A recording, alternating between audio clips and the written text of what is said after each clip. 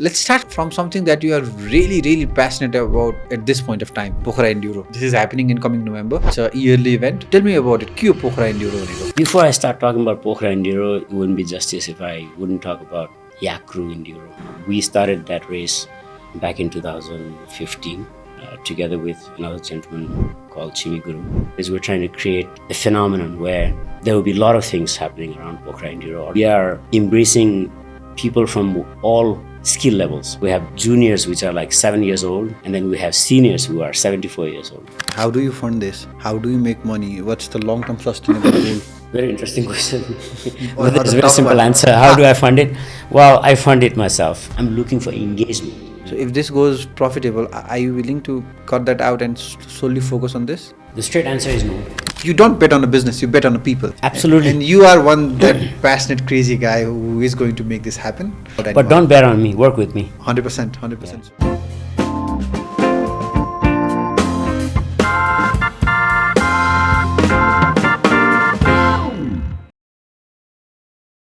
सुनिल दाई स्वागत छ हाम्रो पडकास्टमा.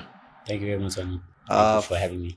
हुन त टाइटल र थम्बनेलबाट तपाईँहरूले थाहा आई थिङ्क आजको कन्टेक्स्ट थाहा पाइसक्नु होला, तर अलिकति सुनिल दाईको बारेमा भन्दाखेरि चाहिँ veteran in IT, now building a brand and a movement around adventure cycling. त्यो भन्दा कतिको स्वाद है? छोटकरीमा एउटा सेन्टेन्समा भन्दै मैले यो 4 डेकेड्सको कुरालाई. Yeah, we can start from there. There are nuances, of course, but we can start from there. I think त्यसो भए let's start from something that you are really passionate about at this point of time, हैन? Pokhara Enduro, जुन चाहिँ I think हामीले दुइटै लगाइरहेको छौँ. This is happening in coming November and it's a yearly event. Tell me about it. के हो पोखरा enduro भनेको? Okay.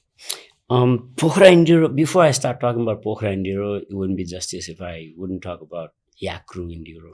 Okay. Yak Ru is a high altitude mountain biking race. We started that race back in 2015 together with another gentleman called Guru, who is a local from Manang and an extraordinary passionate gentleman.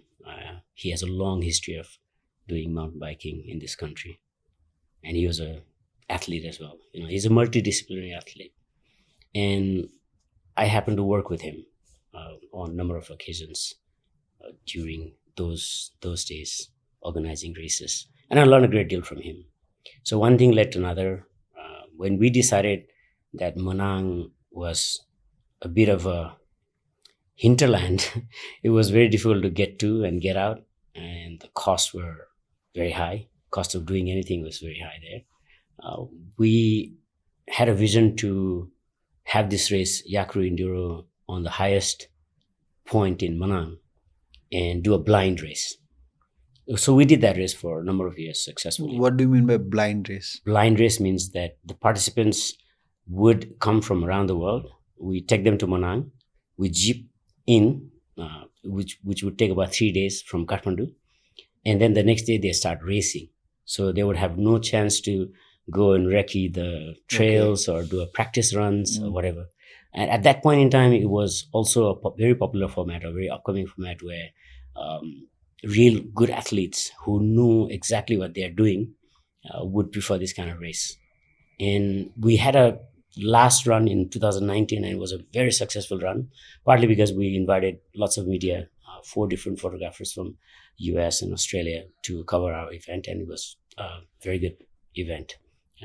We were published in many international magazines, mountain biking specific magazines, and other portals. So that's blind race. You you sign up for an event, you arrive at the race venue, and you start riding. It's kind of like a level playing field also for them, because otherwise in so many races what happens is that there are local riders who would practice those trails day in, day out, and then foreign riders arrive, and to them there's a slightly disadvantage, right? But in this case, the blind race is a level playing field for everybody. Either you're a home rider or foreign rider, it doesn't matter. But the very capable riders, very good riders, would want to do this kind of stuff because it is really kind of challenging and extreme kind of event.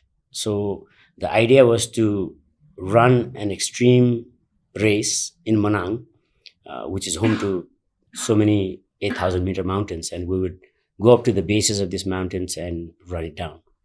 It was in enduro format where you would still have to take your bicycle, ride the bicycle as far as you can, and if you still haven't reached the starting point, you would have to carry your bike, which we call it hike a bike, and get to that point and then start going downhill. So your downhill times will be timed. There will be an automated system to capture your start time and finish time. And by the time you finish 9 stages, which would be spread over 3 days, each day would do 3 stages. Whoever has the cumulative shortest time would win the race. So that is the enduro format. You can go up. You have to go up. Shuttle is not provided. You still have to ride or hike a bike. That time is not timed, but of course they have a cutoff time. So you have to finish all the stages within a certain stipulated time frame. So that's what you have to do. So in 2019, what happened was it was a very successful race. We were all hyped up, and we were already looking forward to 2020 race. And we had already announced the race date and started registration. And what happened was we could not run that race in 2020 because of the COVID flood. No, flood. It was prior to COVID. So the flood happened, and this Mersangdi River really created a lot of havoc, and so road got washed out and all. And we didn't know how long it would take to repair those roads. The road was already bad to start with, I mean, those days. And then on top of that, sections of the road, many sections of the road got washed out. Many villages lost their even livelihoods, piece of land that they were living on, or their houses, everything got washed out. And so when we saw that, we couldn't plan anything. It was uncertain. And that's when we decided, okay, it was also about time that we realized that we have to do something scalable. I mean, we have the expertise. We have already run the races for so many years, and we have the team. Why don't we do something that is going to be more sustainable, but at the same time scalable? And we looked around, and I felt Pokhara is the best place to run this kind of event, because Pokhara has existing value chain, existing infrastructures, everything that a foreign tourist needs or adventure lover needs, right? I mean, they have existing airport there, and the airport was also going to come up. And our thought was, okay, once the direct flight starts from the region to Pokhara, we wouldn't have to worry about at least the transportation side of things. When we talk about race, there are so many things that are interdependent, and we have to really rely on the first point of connectivity, which is the flight. We need really affordable and frequency. That means once a day or twice a week or 3 times a week kind of destination is very difficult to sell to market our race. We need to market our race to destinations where we have a really good connections with Kathmandu, at least, right? So that when we are planning our races or events, we can target masses and we can grow from there. So we have always felt that the air connectivity, and especially when we are doing the race around November time, which is a peak season, first piece of bad news we hear from our would-be participants that, oh, your flight is too costly. Can you imagine like paying 1,800 Singapore dollars, close to like 1,200-1,300 US dollars just to fly from Singapore to Kathmandu?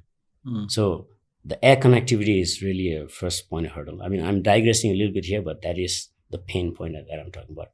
Why I said that is because we are poised for scale. Pokhara Enduro, I would say it's not just an event. It's not just a mountain biking race. What we're trying to do is we're trying to create a phenomenon where there will be a lot of things happening around Pokhara Enduro or around this event. And we are embracing people from all skill levels. So we have juniors, which are like 7 years old or 6 years old, And then we have seniors who are 74 years old. In our last race in 2024, we had youngest participant who is 7 years old, and the oldest participant was 74-year-old. So our tagline is come, play, have fun. So, and that is how we have designed our trails and our event. Everybody can come and have fun. But this is a race, right? Somebody is winning the race, somebody is coming second, third. Absolutely. Okay. This is a race. But what happens is that every race needs a trail, and how we build a trail to target what kind of racer is of a prime paramount importance here. So that's how we have designed our trails. It's a purpose-built trail. We're not just running our race on some trekking or hiking trail and say, okay, just go around this trail. We're not doing that. We are building sustainable trails with our hands. And since we are a rider, and I have many team members in our team who are all riders, and we're building the trails, and we know exactly what kind of difficulty level to build the trails. And then what also happens is that there are trails which are easy runs. That means almost anybody can do with a little bit of experience, of course.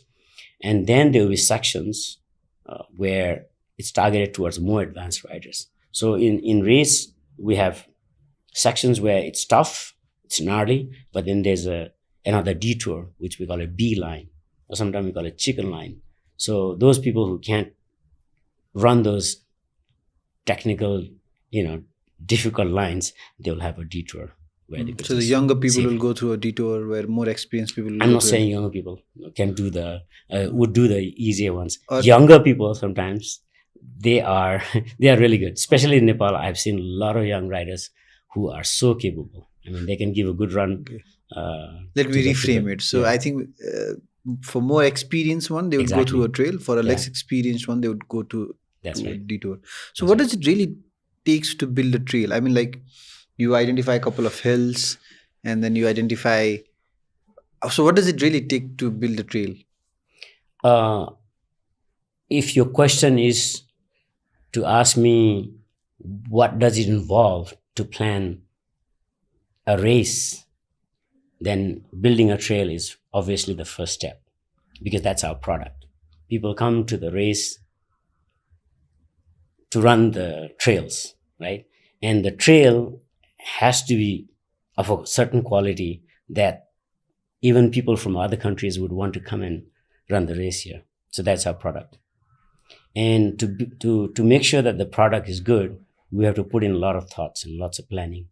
So the first thing that happens is that, of course, identifying the hills, identifying the topography of it. You do some studies. And then the next set of, task that comes is to go and get the permissions from the locals. And when I say local, that means the local government, the ward. Almost every mountains areas, there's either village development committee or VDC, or then there's a ward, right? So in our case in Pokhara, we have ward number 13. So we started looking at those trails almost around the end of 2019, around December, January timeframe. And to build a product, the trails, which is going to be a world standard, or at least a very good standard that people who want to come, we wanted to invest in that process so that we could really attract foreign riders to come and run. And we didn't have much knowledge at that time about trail building. So what we did was we invited 7 individuals from 5 different countries: Malaysia, Singapore, South Africa, Australia, New Zealand. No, Australia and Canada, not New Zealand. And these trail builders who came on my invite and then help us build the first set of 4 trails, which was going to be our first ever race back in 2020. But then the COVID came, and then we had to postpone the race until 2023. That's when we organized the first race in 2023. So trail building, you require knowledge. You can't just take Kuto Kodalo and start digging somewhere. Yes, you can do that as well, but that wouldn't be sustainable trail. That wouldn't be of a certain quality. So there's a lot of knowledge behind trail building especially behind sustainable and enjoyable trail building, and building a trail which is gonna be enjoyed by all kinds of people. So there's knowledge, where to build, how to build, permissions, and then of course the task of the hard work. Actually doing the dirt work. Yeah. I think getting the experts seems to be the most. Is getting the experts here from all around the world to help you build a trail is the most difficult, because everything else seems to be like it's something you can actually get done locally, because I think getting permission from the VDCs, getting permission from the local authorities, it's something not easy, but definitely on a reach of our local people, right? I'm trying to ask this question because let's say if somebody is watching this from Dang and they want to build a trail in Dang, so where do you get these experts? Oh, the scenario has changed. Now Nepal has a lot of trail building groups. Okay. There are many different companies or individuals who are very capable to build these trails, build their trails. They're professionals. They're professionals. In our case, we didn't know, so we had to invite. Our thought process was two-pronged. One was when we invited, if we invited foreign trail builders, our marketing job would be done from the day one, because they are mountain bikers, they are from that particular mountain biking community, they're trail builders. And then the idea was to bring them to build the do the trail building. We would learn from them. We had a number of local trail builders with us at that time. There were about 14, 15 of us involved, 7 of them, and then the rest of us were here. The idea was, I would say multi-pronged, not just two-pronged. One was to learn from them and do a knowledge transfer, and then easily market our race when it happens through them. And they were interested to come and race as well. So it was a win-win. The difficult part was to fund, their stay here and all of that. But they paid for their air tickets, so that was the agreement. I told them, look, if you guys are interested, let's do this project where we go identify the trails, we curate the trails, I'll get all the permissions, and then we build the trail and run the race. So that was the whole idea, and they all jumped in. They loved that idea, and they jumped in. And we did a really good job together with them, because we learned how to build a trail. So after that, we have built our trails ourselves from that very first incident. Is this the process of trail building? Is it a yearly process that you have to build every other year? Absolutely. Absolutely. Having said that, let me differentiate why I said that it's a process every year. In fact, if you want to run a race, you can't just build a trail once and then forget about it, and then next year you go and run the race. That is not the case. The trail, once you build, it requires a lot of care. You actually need to do a lot of maintenance, because there's a lot of wear and tear by riding, and then there's a lot of environmental elements, like there's a flood, there's rain, there's all kinds of things, like trees fall off all the time. There's debris you have to clear. And there are certain sections which get washed out after the rain, so you need to maintain them. Sometimes if you build a trail before the monsoon, you would know which way the water is flowing, right, and where it will cut. So you need to make sure that those waterways are properly planned. And before the race, of course, inevitably you have to do a lot of maintenance. But trail is something that you need to ride and maintain a lot. So in our case, what we do is, so for this year's race, 2025 race, we went there last month together with my core crew. We identified which are the trails which we're going to abandon in the sense that those trails no longer interest us for a number of reasons. One is because nobody would want to come and run the race on the same trail again and again. Number two, sometimes those trails are encroached by certain local development processes, because in Nepal, what happens, we build the trail through a lot of hard work, and then local residents would want to use that not as a mountain biking trail, they want to widen it and make the big pavement, or even bring a jeep, or even like bring a big excavator and build a road. That has been going on for generations in this country. And that's how all these trekking trails around the Annapurna got destroyed, because wherever there was a walking trail, then they decided, okay, we're going to now dig and widen it and then build the motor road. We are facing the same challenge. But lately, what we have again crystallized, that we can't just build a trail where there will be future encroachments. And I'm not blaming anybody here, because it's the local need. Of course, people need to go from place to place, or maybe a certain area gets developed and they need a bigger road. That's the process. But what we can do is, I think we can mitigate that by going to an area like a forest or a community forest, where that nobody's going to build a road, or people do not need to go and traverse those forests to go somewhere. Maybe maximum they need to go and collect the firewood or fodder or whatever, right? And that's it.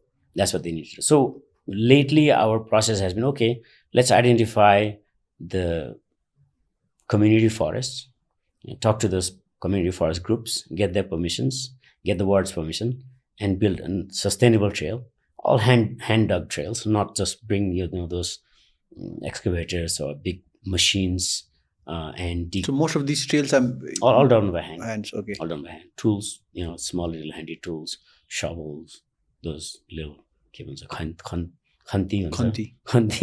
English में के भन्छ थाहा छैन त्यसलाई. I think we call it, I don't know, whatever we call it. So yeah, and we build trails by hand. Yeah. And do it that way, it's more sustainable. And our style is that we actually don't dig as much as possible. We don't want to dig, because once you dig, the soil becomes softer, and then that's where the erosion can happen, right? So we actually just need an opening. So we need an opening of about this much, and that's it. And the trails is maybe about 2 feet trails, 2 feet wide. That's it.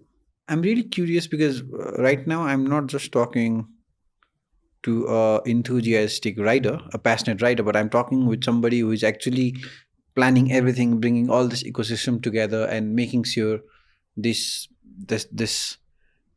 race is growing, even as a brand, even as a business. So help me understand, what's the dynamic of a business around it, and how it is impacting ecosystem. How are you bringing value to other stakeholders? Absolutely. So I think first thing was always the vision. The vision that I had was, again, first I said I wanted to create a world's highest mountain biking race, and that's why we went to Manang. So we had to pivot from that extreme race into something that is scalable. I have already brought in a lot of partners, like-minded entrepreneurs who believe in the cause of Pokhara Enduro. So when we pivoted into Pokhara Enduro, we set our objectives very clearly. There are not many objectives, but like 4 or 5 objectives, where we wanted to leverage and further add value to Pokhara's image as a adventure capital. And Pokhara is adventure capital of Nepal. So we wanted to further add to that, if you will, add a brick to the already laid foundation, add an additional brick by bringing in another world-class event to Pokhara, where we would be attracting certain types of athletes from around the world, and create an event which is going to have a buzz all around the world, all around the year, not just once a year, but all around the year, through our publicity, through our presence in social media and all of that, right? So first thing was, okay, we add value to what Pokhara or Gandaki has set out to be as adventure capital of Nepal. Second was, when we are building all these trails and maintaining those trails and organizing an event, we inevitably need local resource in terms of human resource, local food, local services. So we consume all of that. So, and we could be a very good conduit for further local economic development, which is going to, again, connect with the larger Pokhara-based or Gandaki-based tourism ecosystem. Because when we say, oh, tourism is going to take a lot of, create a lot of jobs, a lot of benefit, it's going to, contribute to the economy. Sometimes little pockets of villagers are excluded, because how did you integrate them into the larger picture of getting that tourism pie? It's through this kind of events. Because when we went to this village, which was relatively unknown, even the taxi drivers didn't know where Arba was. So when we went there, started building trails, local people got involved. They got encouraged to start small enterprises like a lodge or homestay or whatever, and that's happening now.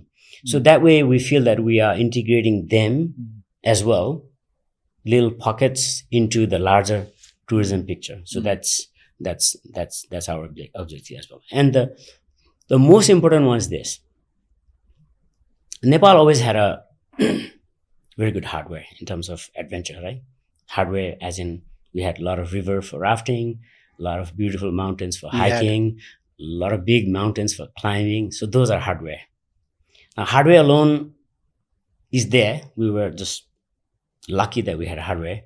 But if we didn't have people who scaled those mountains, if we didn't have people who navigated through those rivers, those rafters, and then if we didn't have mountain bikers to ride on these trails, we would have just one side of the coin, right? Just the hardware, but not the software. And now Pokhara Enduro's objective, one of the key objectives, is to showcase not just the hardware, which are trails and mountains and the beautiful lakes and those, but to showcase our talent, our local riders. And believe me, our local riders are very, very good in the region. I mean, internationally also they are all coming up. So in terms of region, this region, South Asia region, or even East Asia region, some of our athletes have consistently performed really, really well and always ended on the podium. And so we need to be able to showcase our talent, our software, and events like Pokhara Enduro helps in doing that. Because we're bringing in the world talent to compete against, right? And that's where our talent competes with them. I give you an example of just the pump track. Last week, there was a pump track race, which is a UCI VeloSolutions World Qualifier. World Qualifier. It happened here in Nepal, right? Where you could see just amazing local talents. Of course, few foreigners came and competed as well, right? And when that happened, what happens? Foreigners came and compete here. We competed. We would know our true capacity, where we stand. If we just always race among ourselves, of course, there are a few really good ones, and they always tend to stay on top. And you feel those who are on the top, oh, I'm the best. But you need to always bring in competitions. You need to fight with other athletes, and then you will know your true standing, where you stand. So that's exactly what the events does. International event bring foreign riders in our soil, where our local boys and girls compete, and then get better. And maybe someday they can compete, represent Nepal. The process has already started a long time ago. Our athletes go overseas and compete. Our athletes have gone to Europe, US, East Asia region, South Asia region. They have always done quite well, and if not on the top, but they have always come in the first 10 or 15. Even in the world class events, our athlete. I mean, if I have to name Rajesh Magar, he has recently also competed in Switzerland. Let me double down on the same question, but let me be more specific. So, as somebody who is managing everything, how do you fund this? How do you make money? What's the long-term sustainable goal? Very interesting question. But there's a very simple answer. How do I fund it? Well, I fund it myself because I make my money elsewhere in my IT services. And then I have funded Yak Ru Enduro, which is now at the back burner. Yak Ru Enduro has a very, very good international marketing and branding though. But because of the terrain and everything else, we are putting at the back burner. So Back burner. And now did you guys discontinue? Yak Ru? Yeah. Um, Or do you plan to bring it again back? we plan to revive it again. I would say we plan to launch it again as early as 2027, 2 years from now. We were waiting for a couple of things. Like one was a better access, which there's really good road now. You can reach Manang in 1 day. It used to take 3 days. But of course, we will not go to Manang in 1 day because there's acclimatization involved. At least it will take 2 days to get there. So how I fund it and what's my business goal? Funding so far, the cash I was putting in. And now, fortunately, I also have a second partner on this project, younger than me. So he contributes a lot, and he even contributes cash. So Your partner? Yeah, my partner in this Pokhara Enduro. So I was alone first, and then so from this year I brought in another partner who puts his time, his effort, and his money as well. So I'm not alone putting in money, and hopefully by 5th year we'll be profitable. So that's our trajectory. And we need this. We know in Nepal you cannot run an event and be profitable from the day one. This is your 3rd year. This is our 3rd year. 3rd year we're hoping to be somewhere in the break even, at least not lose our pants this year. This year. How much does it really cost to make to design and plan a very successful indoor event? Well, if I have to add all our times, our professional times, opportunity costs and everything, it will run into crores. How much? Few crores. Single digit? Double digit? Yes. But let's say, of course, we are the race directors, we are the trail builders, we are marketeers, we're doing everything ourselves within a small team of people. And we are only paying a handful of people who we need to pay for particular work. So let's say you're not paying yourself for this. Yeah, I'm not paying myself. I'm putting money into this. How to pay myself? I will pay myself when we'll be profitable. Yeah. Okay, so it's like another startup. I mean, it's a 100%. project, but it's like another startup, right? We need to nurture it to the point where it will start to generate revenue. So how will it generate revenue? What are his revenue verticals? Revenue verticals are few. One is sponsorship. So let's say when we are able to give a lot of value back, and that's been our focus. We are not just going around enterprises and asking for sponsorship like in that old term, or a lot of event starts out with, okay, let's find few business houses and then get their money, and then we put together event and put some money in the pocket, and just we repeat the same model again and again. That's not our model. Our model is, if you want to be involved as an organization, we would see the right fit. If you're the right fit, we'll work with you. And not necessarily we're asking you for money. So we've not gone to any organization asking for, give us a sponsorship money and then we will do it together with you. We've gone to like-minded enterprises where they also feel that, okay, by associating with Pokhara Enduro, by associating with Sunil, we could really be part of this bigger phenomenon that's building up, right? So, and then when you start to engage with us early, what happens? You are with us forever. Like people who have even contributed in a small way, or companies who have contributed in a very small way with us, I've never dropped them. I've always kept them as a contributor or a supporter or a partner. And the idea is to grow the network. The network be. So like I said, it's not just the event that happens once a year. We are always creating a buzz around, throughout the whole year. And the intention is to keep doing it and keep associating new brands, new companies, new people, new talent into this Pokhara Enduro fold. So it just becomes bigger and becomes a phenomenon. So that's the idea. Today it could be a race. Today it could be a race. Tomorrow it could be like one big fete, where even the big brands of mountain biking or other brands come together, and we have a big event somewhere in the biggest field in Pokhara, something like that. and it's possible. So, like you mentioned, one being the sponsorship. Yeah. The other being, so do you just have one revenue vertical? The other is a package. So foreign participants would have to buy a package, and then so that is also the revenue stream. Yeah, and Package as in locals also have to pay to register and race, but it's a fraction of what the foreigners would pay. How expensive is it for a foreigner to buy a ticket to this race?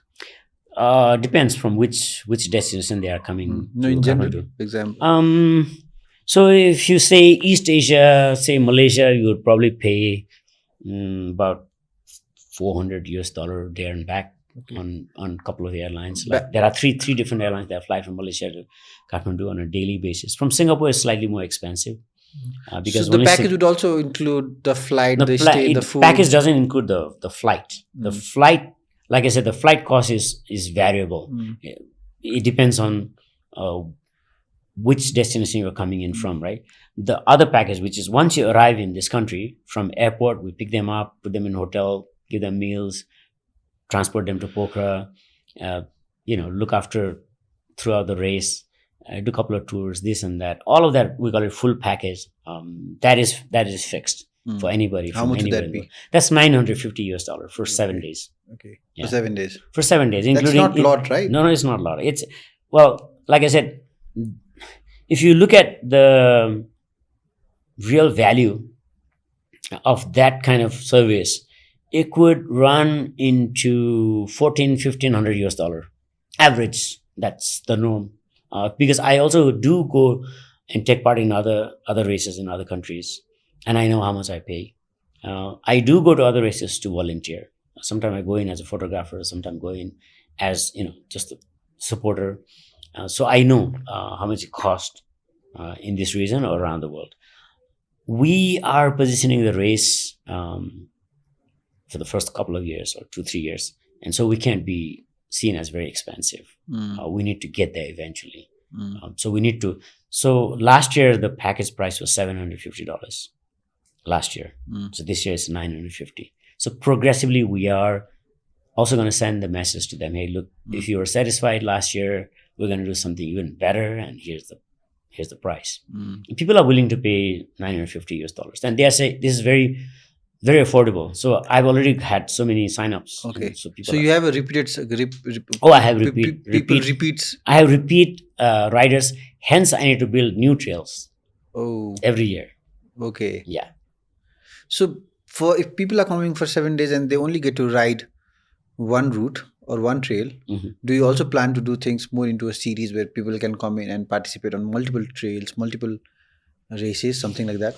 Very, very interesting. I think since you are a mountain biker and you can relate to this, and the series is something that we are now talking about with other mountain biking race organizers in Kathmandu and in other cities, where we would create a series where there will be a bunch of different races.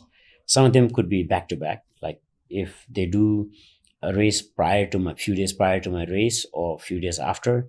So what happens is that for foreign riders, they fly a ticket to Kathmandu once, and they can do all these 2 or 3 races and go back. It's a lot more value for them rather than just come for one race and then go back. And sometimes they may not even come back for the second race, because how many times can you come to Nepal just to ride, right? Unless one day we reach the level where of some Canadian trails or some Swiss trails or German trails where people just keep going back there. I mean, there are trails in the world, like Australia, New Zealand also has really beautiful trails, really enjoyable trails where people go there multiple times. And so that's the idea. We want to create Pokhara as the go-to mountain biking destination, where we need network of trails, not just 4, 5, 6, 7 trails. We need like 20, 30 trails. There's a place in Italy called Finale Ligure, where there are over 50, 60 trails. And people can ride there for 7 days, 8 days, 9 days, 10 days, or even a month. So that's the kind of thing. Like, so in the mountain biking, enduro, you cannot just build 5-6 trails and just rest. You need to keep building more trails. So, in context of Nepal, it's not that we are any less than any of these countries that you mentioned. It's just that we have not been able to create an ecosystem. We have not been able to market it in a way that it attracts people all around the world, right? Absolutely. So, traditionally, we have been really poor at marketing. We, as in the whole of Nepal, we have really not marketed ourselves very well. In every field, we are not a marketeer. We are doer, but we are not a marketeer. And What do you think it really takes to be a marketer from a doer? knowledge, Knowledge, okay. It's a know-how Or mindset. and mindset, all of that. I mean, all of that and above. And you need to also be someone who is good at it. So Nepalese are not good at marketing. Why, I don't know, but that's in our DNA. We have not been a very good marketeer all our lives. We're too modest for our Could to a degree be- that it is harming it could be a communication skills. From the very young, we were not encouraged to be a very communicative. We were told to shut up. You know, I know. Yeah. So you can imagine a day in Nepal someday where Nepal, for example, right now, if you ask, if you really see a definition of Nepal, what Nepal is really popular for, it's Mount Everest, Gautam Buddha, few other things here and there. So do you think we could reach to a point where Nepal, the cycling, mountain biking, adventure mountain biking could also be one of the top 5 things Yep. Nepal could be very popular about? If some activity would grow real fast and reach the scale, is mountain biking. It is, because you look around the world, mountain biking is very, very big. In fact, it was one of the fastest growing sports, even during pandemic. Is it a rich guys sports? I mean, like people who can afford Rich and willing. rich and willing. Not just the rich. If you're rich but you're not willing to cycle and put that hard work, it's not your sports. But rich Because in a mountain sense, bikes are expensive, right? mountain bikes are expensive, but you see, the thing is, there are genres of mountain biking, right? There are so many different type of mountain biking. If you talk about enduro, yes, slightly more expensive because you need more capable bikes, more bikes with suspensions and bells and whistles. But you could start off with a very basic bike and progress through. So it's not like you have to be very rich to start doing enduro. You can start off with simple bike. A very good example, you go to that pump track, the Lalitpur pump track. It's in ward number 1. You spend one morning and you'll see what kind of people come there and ride bike. People come there and ride all kinds of bike. The Buddha bike, the small BMX bike, some really fancy bike. A bike is a bike. It's got 2 wheels and pedal and handlebars, right? So in enduro, of course, when you want to go and compete, of course, we set a minimum standard of bikes. The bike should be this type. But to start, you don't have to have a really fancy bikes. You can start off with any bikes. It's your skill. As your skill grows, then you also start to demand, if I had this kind of bike, where would my skill be? So it goes together, your skills and the type of bike, the skills and the more capable bikes. If you are very rich and you can afford it, and I can give you a really amazing bike, what are you going to do with it? You're going to not do anything. You'll be just de-dusting it every day and admire it and take photo and put it in the social media. That's all it'll do. But if you're a really good biker, you can take any bike and go do some cycling. So it's yes and no. To answer your question, do you have to be rich? Yes and no. You can start off small. You can start off very simple bike and grow your skills. That's more important. Yeah. So you are based in Singapore. You spend most of your time of the year in Singapore. Most of my youth. Most of and Youthful then, life. yes, and then you come couple of times every year to organize and to execute this. How difficult is it to organize a race of this scale while not living in Nepal for a long amount of time?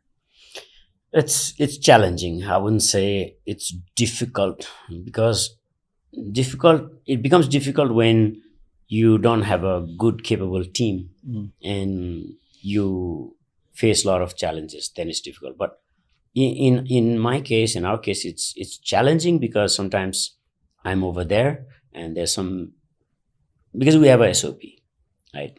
By now we have a really really good plan. We know exactly what we need to do. We have 1,500 line items in our planning. We have 1,500 things to do, and that's laid out. We know exactly what to do.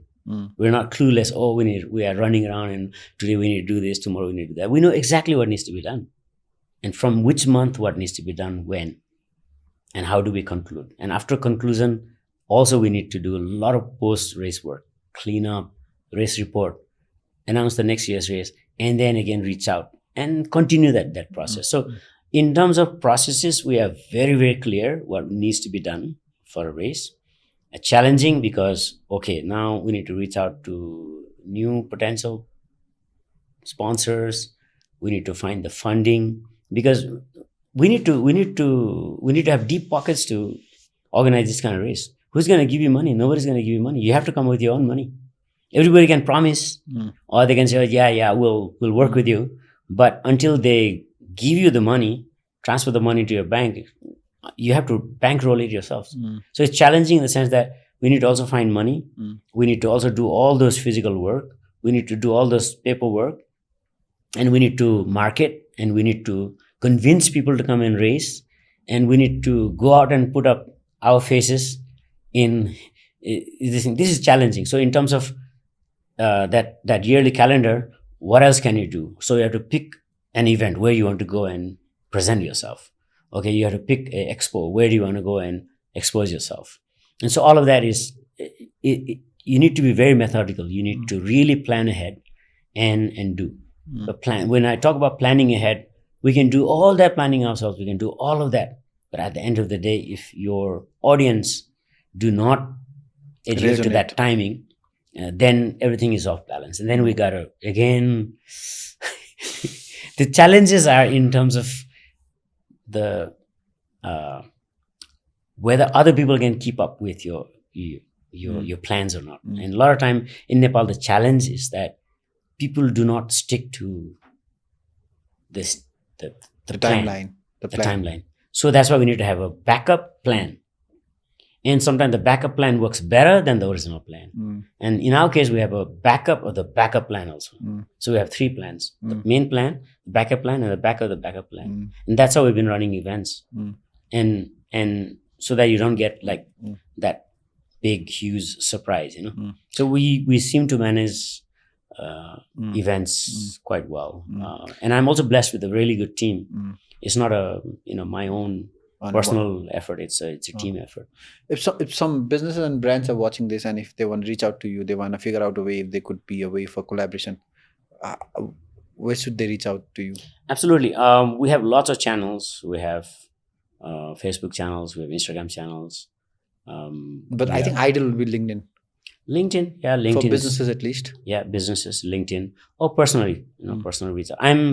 I'm quite reachable. Okay. I'm a 24/7 guy. Also, being in the IT industry, I have to be 24/7. So I answer my emails or WhatsApp almost immediately, because I'm online all the time. So for anybody who is curious, we'll link your LinkedIn below, and maybe it could be a great start to Thank you. scratch a conversation. That'd be awesome. Yeah, if brands will, because I think while talking to you, I got to realize that this is not just a race. This has integrated, brought together a lot of community, and it's big all around the world. It's, you guys are making it big in Nepal, and then if brands and institution could collaborate with you right now, and someone like you is so ethical in terms of taking the collaborators along with you wherever you go, I think I really hope some business people, some brands reach out to you through this podcast. Yeah, that'd be absolutely. And thank you for putting in good words. That's in my DNA. That's what I've always done. I've always network. I'm a dot connector. So I have done business events before. I've organized business events. That's in the past. I don't do it anymore. And I realized how important it is to network. Mm. I give you an example of when certain companies wanted to uh, sponsor our event, and they asked me, Dai, what do you need? I said, I'm not looking for money, but I'm looking for your involvement. Mm. And he asked me why. I said, because it's not just about me asking you for something. If I can't give you a value back, I am your sponsorship is useless to me. Mm. Seriously, that's how it is. Mm.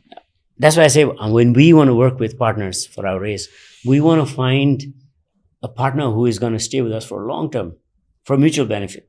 So it's not just the money. I'm not going to ABC company and say, give me this much money and then I'll, do this with you. I'm saying, do you want to be part of this phenomenon? Come, let's work together. There's a network that we are building, and there's definitely a lot of value that we can pass on to each other. Mm. It's gonna be a networking through sports, Mm. through events, Mm. through cycling, through common thinking, whatever it is. So that's what it's gonna be. And then eventually when he said, okay, so what do I need to do? I said, look, start hanging out with me. So wherever I have event, come and attend. And that's where you'll meet another 20, 30 people, 40, 50 people, 100 people. And then you also start to market your services. That's exactly what he did. And within the first year, he got 8 or 10 different clients. And he openly tells me these days, yeah, I got all these new clients, new corporate clients, because he was there with us. Mm. So we, amplify each other's presence, amplify each other's business, amplify each other's services. And that's the spirit of networking. So it's not just one way. I'm not looking for sponsorship. Mm. I'm looking for engagement. Mm. That's what I'm looking for. Mm. Mm. Interesting. Yeah. So now that let me take a few turns from these conversations. Now that we know that you spend a lot of your time in Singapore, Mhm. I and my audience are curious. What do you do in Singapore? Okay. It's a pretty long story if I start to talk about how I ended up in Singapore and all that. But I'll cut the long story very short. I left this country in 1990 to go study software engineering. But before I left for Singapore, I was already engaged in travel industry, adventure travel industry in this country. So I started working from 1985 to 1990, and I was engaged in a travel trekking company and a rafting company. It was a combined office, two businesses combined, one location, where I was working for both the bosses, and I was doing trekking and I was doing rafting. But I really started off from bringing tea and coffee to the bosses and closing the office in the evening when they left. So that's how I started. It's out of sheer interest what this travel industry is like. What is this adventure industry is like? I was that curious, and I was that enthusiastic to get into the adventure side of things, not business back then. So I was less inclined to go to college, but more interested to see the life outdoor. So I used to go to night college and then go work in the daytime in Tamil. So I started from office boy, and then I rose to become a operations manager within that first 5 years. And that's when I realized, okay, I need to study. I really need to study, because I went to college at night, but I didn't finish my bachelor's. So 3-4 years, I was just ding-donging around, going trekking, going rafting, doing hiking, doing all kinds of crazy adventure stuff. I was not studying. I was really all over the place, but mostly enjoying the outdoor setting. And that's where the outdoor adventure bug Bite you. bit me, and Bit me. it was in my blood. I didn't realize. But then what propelled me to go to Singapore was a desire to finish bachelor's degree, because I didn't see the future back then just by being an adventure guy running around doing several things. I would make make my parents proud. At that time, the thought process was like that. आमाबाउलाई कसरी अनुहार देखाउने यस्तो like bachelors पनि पढाएको छैन भन्ने भएको थियो कि एकताल भित्र मनमा चाहिँ.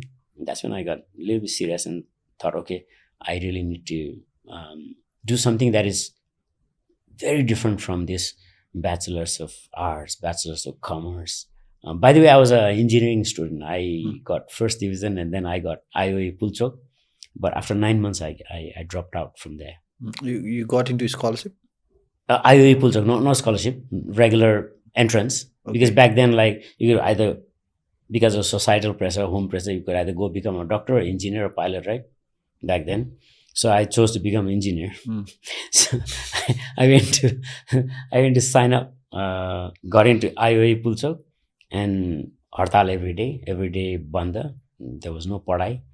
So every day you carry your T-square and big that survey book, and then go to college and then come back at night.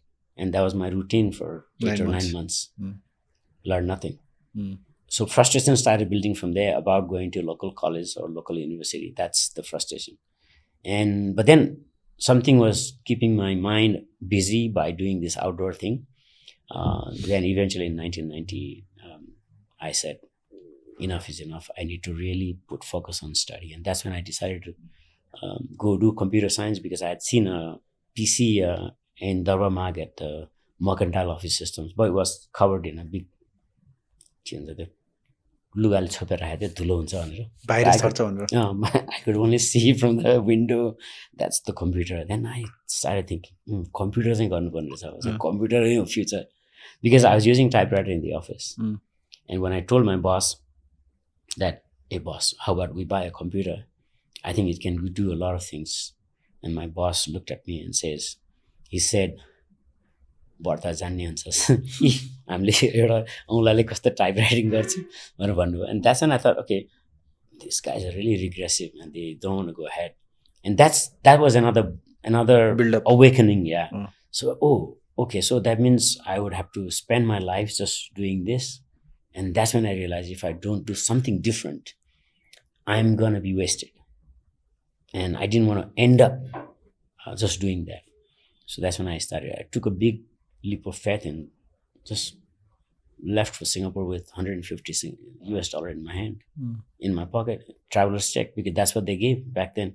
Of course, the fee was paid through the bank, the transfer, like directly to the college. But then the cash I had was $150. Singapore was a popular destination back then by traders, not for education. Okay. Singapore wasn't an education destination back then.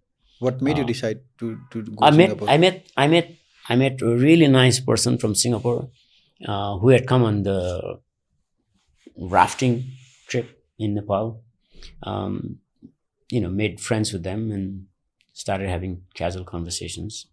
And that's when he said, oh, Singapore has some... Because I told him that I wanted to study computer science and I'm looking for destinations. And they said, why don't you consider Singapore? Singapore is very near, and then we are coming up as well in computer studies. And that's how it started. And next thing I know, I was in Singapore. And next thing I know, I finished my bachelor's. Next thing I know, I started working there. Next thing I know, I got married there. But married a Nepali girl, not Singaporean. And we both studied computer science, but she didn't choose computer science thing. She chose to do a business of her own. And I was happy working for a company. And in 2001, I lost a job. It was a short notice. We ended up in the office in the morning, and the boss broke out the news, guys, you're on your own. I have to shut down my company. And that's when I became a chance entrepreneur. I decided if I couldn't work at a company which I really loved working for, I don't want to go to any other company and lose my job again and again, and I'll be in the same, situation. So that's when another awakening came and say, okay, I should never look for a job anymore. I should employ myself.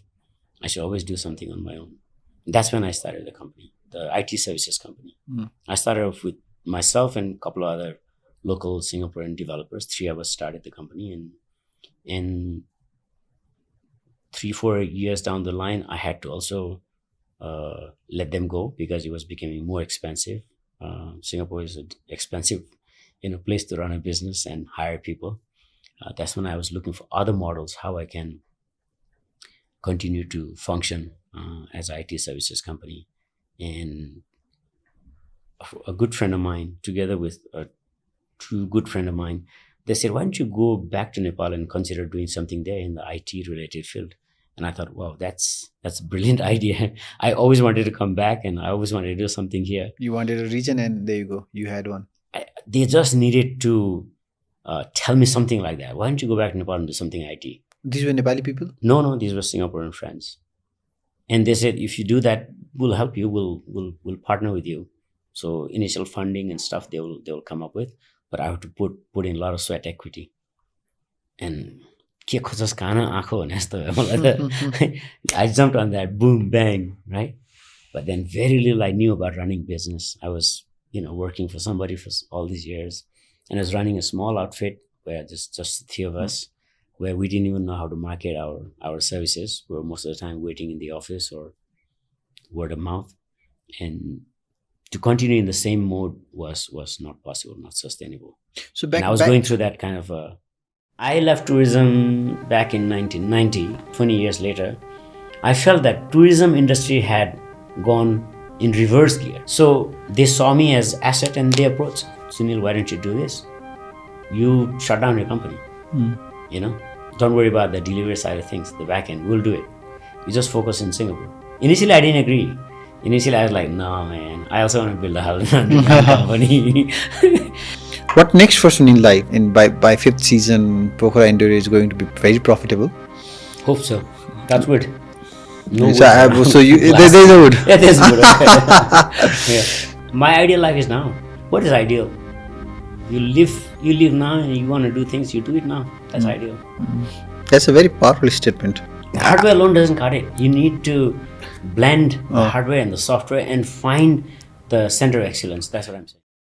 So back in Singapore, you actually build your expertise around implementing large scale ERP system. ERP, right? You're a veteran in implementing large scale ERP like SAP. You use this word veteran twice, and I want to. I'm going to use it a bit more on a couple of our next conversations. I want to counter that. If you are saying veteran just because you saw a couple of gray hairs, okay, that's fine. But I'm not a veteran in any sense. I mean, I was implementing. Let's say expert. Enterprise resource planning system, top of the line enterprise resource planning system, which is SAP, which is used by all the large multinational companies or even mid-sized companies around the world. So I had a really good exposure working as a SAP consultant through this company, the implementing company. And I really learned a lot of business processes, governance, good governance, ethics, you name it. All the good things I learned from this particular Singapore company. And I really loved working for that company. And he's a very good friend of mine these days. We remain friends, although, he shut down his company and, we were jobless and things like that. But the good thing that came out from that experience is that I realized that I couldn't look for jobs all the time. I had to create my own job. Like I said, I'm a chance entrepreneur. But then at that time, when I thought I would start my own company and build a business, I needed one anchor customer. And through that, my ex-company, I got the anchor customer because he said, you can go all out to get that business from that customer because anyway, I shut down the company and you can build it from there. And so I got access to a very good client from that. And in my company, I think there were 55 consultants. 54 of them went to work for another company because another company came along and said, okay, we want to take you all in and come to our company. I'm the odd one out. I said, no, I will do something on my own. And that's how I started the company. So, veteran, no, I'm not a veteran, but I was good at what I was doing. And I was learning a lot. And I continued my business doing the same thing, the SAP thing, for the next several years. And that's where I built the initial capital to hire more guys and continue. But then I pivoted from SAP to something else. So SAP was, I felt at that time a bit I was putting myself in just one silo and just I knew SAP and SAP alone. And I felt that there are a lot of interesting things happening outside in terms of software development. So we started doing other things like .NET and other platforms, Microsoft platforms. So where did you? Which year was it that you decided to fully come to Nepal, start a back office? 2009, the idea was planted on my head. In 2010, I came to Nepal and I started. Interestingly, I started SAP Training Center, SAP Education Center in Nepal. And when I came here, I had to start from the scratch again. So I set up an office, set up a company. I hired local talent, local guys, fresh out of university, both in my admin team and in my tech team, and started building a small tech team who then built extensions, SAP application extensions for the main SAP application for our clients through a vendor in Singapore or several vendors in Singapore. So that's what I did. I came here, started a SAP training center. Those who got trained, I inducted them into the company, and then we were building software. Yeah, that's what I did for a number of years. Yeah. But you did a lot of other stuff parallelly as well. You Oh, started a digital marketing company. That's started a another hotel- story. So You started a hotel booking yeah. software. I think what happened was that when I came back, I started the IT business, which was doing okay, relatively well. And as the fund started, coming in, I felt that, okay, rather than take that fund and build a house of your own. By the way, I still haven't built a house in Nepal. I'm still living with my parents. So But build you a have a house in house. Singapore. Yeah. You need to have a house in Singapore, otherwise you'll be homeless. So I thought, okay, why not I put all this money into doing several other things where I could probably make a difference. One was the tourism sector. So I left tourism back in 1990, right? And when I came back in 2010, 20 years later, I felt that tourism industry had gone in reverse gear, not gone ahead. That's how I felt. If I start to tell the story, it will take another 3 series of podcasts. But long story short, that's how I felt. Partly because the key thing that I realized was Nepal was not marketing. Nepal was not marketed by Nepalese. We were not marketing Nepal. We have always relied on foreign agents to market Nepal. Foreign agents. I don't think anything had changed even in 2025. Okay, so I thought, okay, so now I know IT, I know a bit of marketing, I know digital marketing. You started a Why digital not- marketing agency Yeah. as well. So why not? Yeah. So first, to do that, to market Nepal, I had to start digital marketing agency, right? So I need to have my team, capable team, to do all those marketing assignments, create content and do all of that. So I set up a digital marketing company, and digital marketing company started having key clients right away because there was a gap in the market. There were a lot of companies which had heard of, digital marketing, we need to do something, but who's going to do it? So that's where we started digital marketing, because I had an IT team, and then what do you need for digital marketing support? IT guys. So digital marketing team, very quickly, really, fresh out of university, talented young people, started working for me. And then we built a digital marketing team, which started creating clients content mostly, and then doing all kinds of stuff. And then I realized, okay, now it's time to get back to the tourism industry. And that's when I had this idea. I'm going to start a portal called nepalsutra.com, where we will showcase every Nepalese business, like hotels, motels, restaurants, handicraft shop, whatever, whoever needs to reach out to tourists. And You wanted to create something like booking.com. not just the booking.com. Booking.com does just the hotel booking, Yes. right? So booking hotel was one of the services that was found in Nepal Sutra. Let's say create a platform that brings all the First of all, content. First of all, my idea was I'm going to create a superior content about Nepal, unique content about Nepal, which is going to reach out throughout the world. Because, back then, Google had a simple algorithm. If you had a really good, cool content, it would come up, right? And back then, when you started looking for something about Nepal, chances are before they found the hotel website or the restaurant website. Well, restaurants had none of the restaurants have website.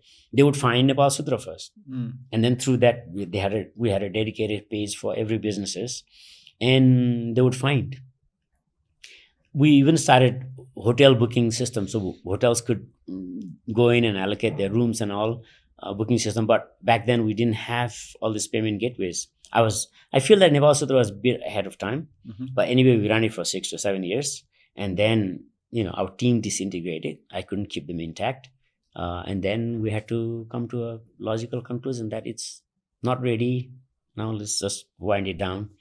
And that's what we did. But then we had a really fantastic run with Nepal Sutra. So many people got to know us. So many enterprises, hotels got to know us. When we went to launch Nepal Sutra in Pokhara, there were literally hotel owners asking us to come and live with them, stay with them. That's how people accepted Nepal Sutra, because we had launched it in Kathmandu first, and then we went to Pokhara, and then went to Chitwan, Bandipur, everywhere. So the idea was to go and showcase every business all over Nepal and have a huge database of businesses on Nepal Sutra. So it was going to be like a mini Google of Nepal. The idea was to promote Nepal. Idea was to promote Nepali businesses. That was the whole idea. And that way businesses would reach consumer directly without having to go through a middle person or middle agency. So that was the thought process back then. Yeah. You seems to had everything figured, right? I mean, like, you had fund, you had a IT company that was making money, you had an in-house digital marketing team that could promote stuff. Again, you had a tech team to build your own product. Everything sounds so sorted. What went wrong? Nothing went wrong. But you had to close it down, right? Yeah, closing. Okay, look, closing businesses, I wouldn't say it's a wrong thing. It's not wrong. You closing, and if I didn't do anything, then it's bad. But I pivoted. I learned lesson from these projects or these enterprises, and I always pivoted into doing something better. So that's how I see it. Let me dig a deeper. What are the Sure. top 5 things that you learned? Oh, learning. Yeah. Yeah. Okay. So running businesses in Nepal, first of all, my learning is that you can't bring in your away mentality, away understanding, your foreign business practice, and try to implement Locally. No, use the same practice and run a company. It's tough. I wouldn't say it's impossible, but it's tough because you have to run companies in Nepal in a Nepali way. I'm not necessarily saying that is a bad way. What I'm saying is that you need to first of all understand the psyche of Nepali industry, not just the people, the whole ecosystem, and that's very important. So I was a bit unaware of that initially. For example, like people not running on time. That was a big blow. I work for Singapore clients. Tomorrow deadline means tomorrow deadline. Tomorrow deadline doesn't mean that day after tomorrow or the down the line. So it took me a while to inculcate that 9 o'clock means 9 o'clock, tomorrow means tomorrow, Friday means Friday. So that so that kind of thing. And how the other vendors run, like getting payment on time. Again, time. And the vendor can promise you, oh, okay, Friday come and collect the check. You show up on Friday, they say, oh, sir त हुनुहुन्न, अब सरलाई कहाँ खोज्न जाउँ, सरलाई phone गरेर sir त हलिडेमा हुनुहुन्छ कि अब थाहा छैन. त्यो भनेको मतलब you get a lot of surprises along the way. And so you need to know how the country operates, how the people, how everybody else around you operate. You can enforce certain things yourself, good practice, good business practice. But at the end of the day, you still get affected by all these other external factors. That's what I'm saying. So you need to be aware of that. I was not aware of all of that first. So it took me a long time to tell people that you have to be on time and you have to produce quality work. People are hardworking. I get that. They seem to be working really hard. But is the quality there in the software that we produce or in the product that we produce? It's sometimes... But these are not uh, these are not an expectation. These are not an ideal expectation, right? These are the most basic expectation if you want to run anything smoothly. Yeah, Even if you but have you, what I'm saying is that you struggle with those basic hurdles in this country. At least at that time it was the case. So first of all, like my own management practice, maybe I was implementing running the company in totally foreign manner, which nobody understood, right? I kept a very flat structure. That means there's no hierarchy. Maybe at that time it was too early to have a flat structure. Maybe you needed some kind of a command and control this was back in situation. 2000. 2010, 2010. 10, 11, 12. And the other thing that I learned is that um, people are also not outright forthcoming. That people don't tell you your plan. People will just plan something quietly, and then they'll surprise you. I give you an example of, let's say I have identified a person to work with me, and then I've trained him or her for a number of years, certification, this, that, all of that. Company invests a lot. The person can just turn up one day in the morning and say, sir, एउटा कुरा गर्नु थियो, के हो visa लागिहाल्यो गइहाल्नु पर्यो, आजको भोलि जाने भने नि हुन्छ त. So त्यस्तो किसिमको surprise I got a lot in my company. So त्यही कुरा थाहा थिएन नि त मलाई. That's what I didn't know, that you could actually just turn up the company one day and say visa लाग्यो गइहाल्नु पर्छ. So can you imagine how much loss that we have to bear, or what kind of situation we have to bear with a client? This person was probably a key developer, a key admin, or key whatever, marketer, doing a lot of things. Having said that, not everybody were like that. I had a really amazing, very, professional people in the company, but you were getting a lot of that along the way also. So we had to filter, hire people and then filter, hire people, filter. Hiring and training and filtering is not a good thing for a company. You need stable people, to grow. And so my growth was always hindered by not being able to, and also because I think another learning is that I was alone in my company, a sole owner. I think what you need to do is, for this kind of setup where you are doing, business in Nepal, and you Doing also sales have outside. sales outside, you need to have a very good team, 2 teams, who is really committed. So in my case, I was running to do sales and business development, and then coming back here to also look at delivery side of things, and it wasn't sustainable. It wasn't sustainable. We were having lots of challenges. I went Singapore, the sales side would be fine. I came here, the development side would be fine, or the delivery side would be fine. And then when I'm here, the sales suffers because, this business, it's who you know, right? If I know you and if you can deliver, you'll give me business. If my client didn't see me in Singapore for a number of months, they will forget about me. Right? There's someone else who's taking over. Someone else is staying in touch, and they'll get the job, right? So the learnings are like along these lines, where your management style, whether it fits the local हावापानी मिल्छ कि मिल्दैन, the people that you are with, how committed are they, how professional are they with you on your objective to grow, are they with you through thick and thins, vendors, who are you working with, are they giving you payments on time, or are they just taking you for a ride and just sucking you dry? But a lot of things, right? But in your case, most of your paying customers were from outside Nepal, right? So for one entity, but for several other entities, you focus also on locally. Yeah. So another learning is that, okay, people do blame me for doing too many things at the same time. I take the blame. Fine, I was doing too many things at the same time.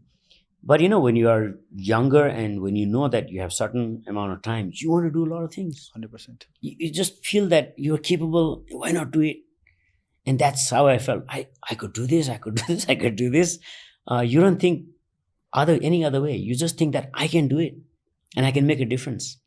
That's where you jump in, right? I have that I want to jump in mentality. I want to go do it. Otherwise, why would you think that somebody doing IT and doing SAP and all this software development work want to all of a sudden go and do the outdoor adventure, mountain biking and all that?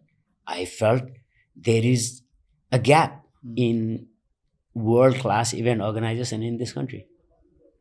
And you can really build a brand, world-class brand. And that's why I jumped in. But then it didn't start now. It started back then because I was already doing adventure stuff. So it was in my blood. The adventure bug is in my blood. So you're still doing tech. What are you doing it differently now?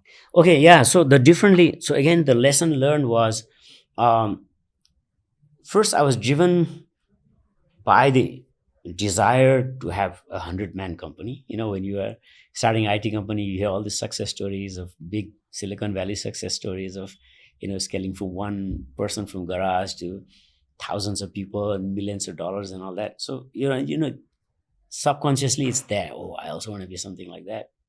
So to me, it's like, oh, I want to build 100-man company, 100, staff company in this country. Just that. It's just very simple, I would say, dream. And I was just working hard along the way and hoping that it will reach 100. And 100 would be like a good scale for me back then. I had reached 35, by the way. So, and that's when it started to disintegrate. Because I was successful in kickstarting it, building it, organizing it.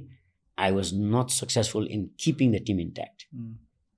One of the reason being you were not physically available with them all the time. Yeah, I was not physically available with them all the time. So I think maybe there was a gap. They also felt like, what is this guy doing? He's doing this, he's doing that. He's maybe not into this, committed or whatever. I don't know, maybe that, or overall in the country, every youth wants to go abroad, right? I mean, I'm not faulting them.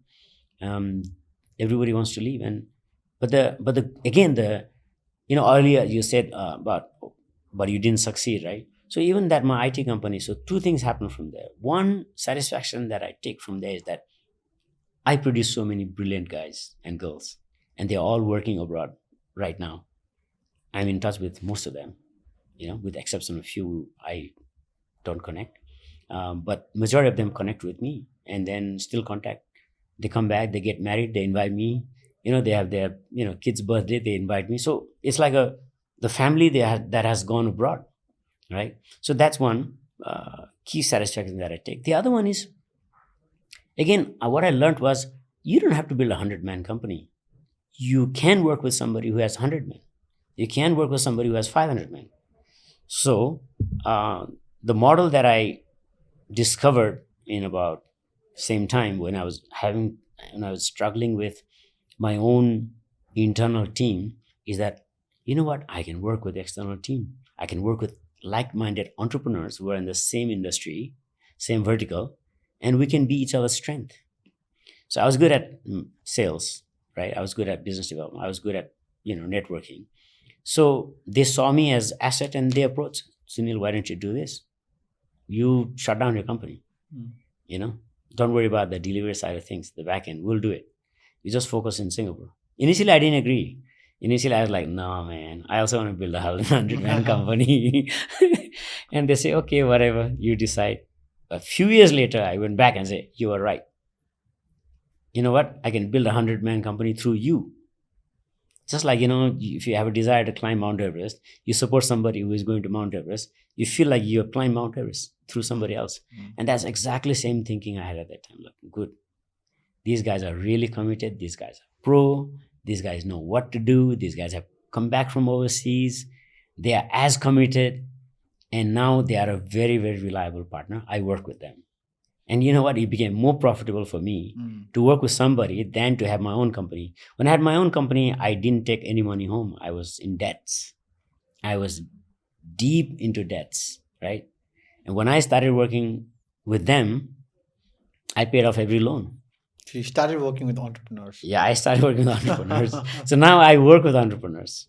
And that's why I say, so that's when I feel that you have to work with somebody. You cannot always think, oh, I want to build my own company and I want to employ people. Let them employ people. You help them sustain. You work with them.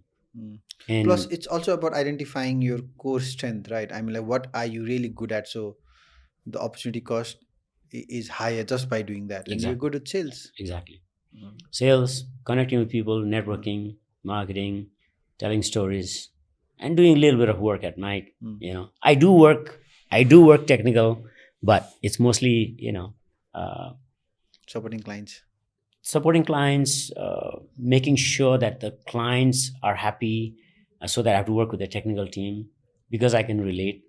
And so before the client sees it, I see them, I do testing, I do quality control, and then then it's easier. Other than I don't, it's not like I bring the client and I just give the work to somebody and say, okay, off you go, I make the money. It's not like that. I am part of every project that I bring in. So I'm on the client side.